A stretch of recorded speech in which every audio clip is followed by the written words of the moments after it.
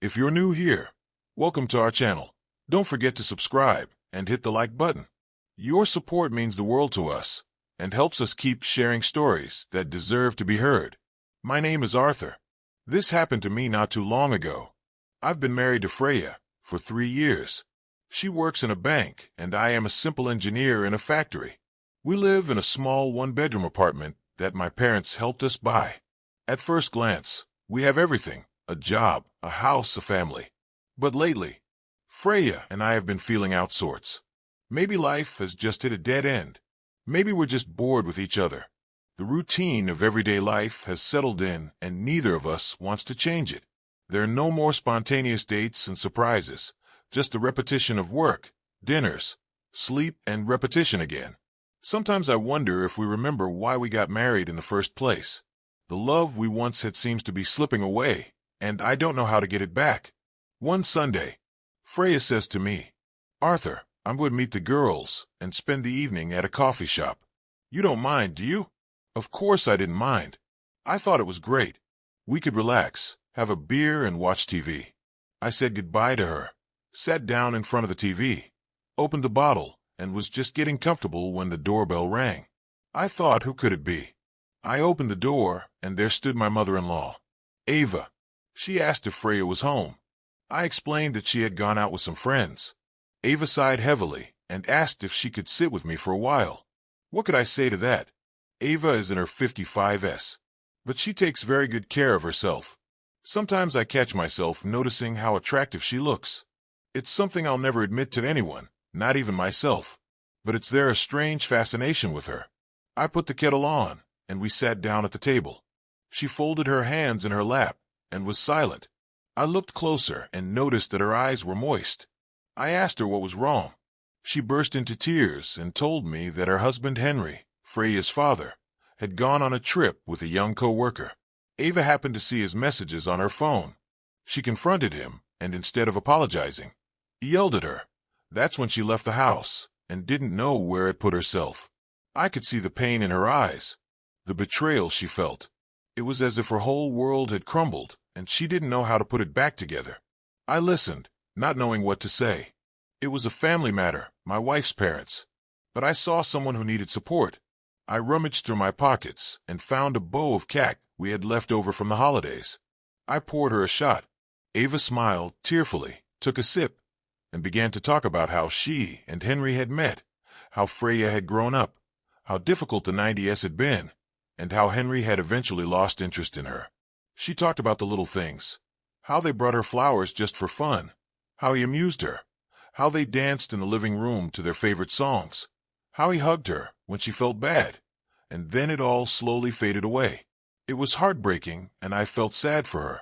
I started complimenting her, telling her that Henry didn't appreciate her, and she drew closer and closer to me. I don't know how long we sat like that.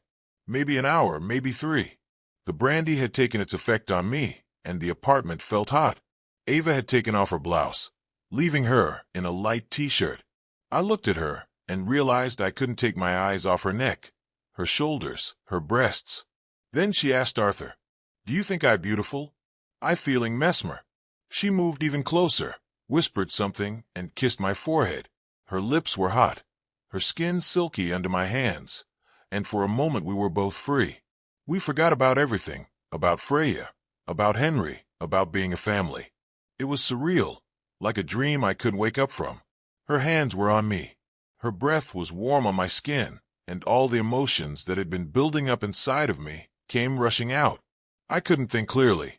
It was as if all the frustrations, the loneliness, the desire for something different, before this story spirals even further. Make sure to subscribe to my channel and turn on notifications for more.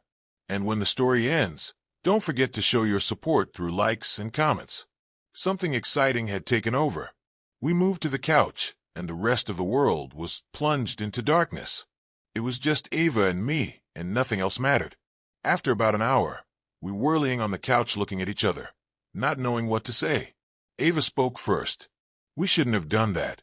I was terribly embarrassed, but some part of me couldn't forget what had just happened. It was wrong, but at the same time I felt alive, like a spark I hadn't felt in a very long time. Ava left in a cab, leaving me alone with my thoughts and the couch that needed to be moved urgently before Freya arrived. After that night, Ava and I hardly spoke, but we exchanged glances that made my insides ache. Every time we gathered as a family, I got goosebumps. Ava would sit next to Henry smiling, talking, and I couldn't shake the memory of that night and wondered what would happen if she remembered it too. Sometimes I could see it in her eyes, a flicker of something, a memory, maybe regret, maybe something else entirely. It was like an unspoken secret that hung between us, invisible to the rest of us, but that we couldn't ignore. There were times when I thought about calling her just to hear her voice, just to see if she was okay. But I knew that would be a mistake.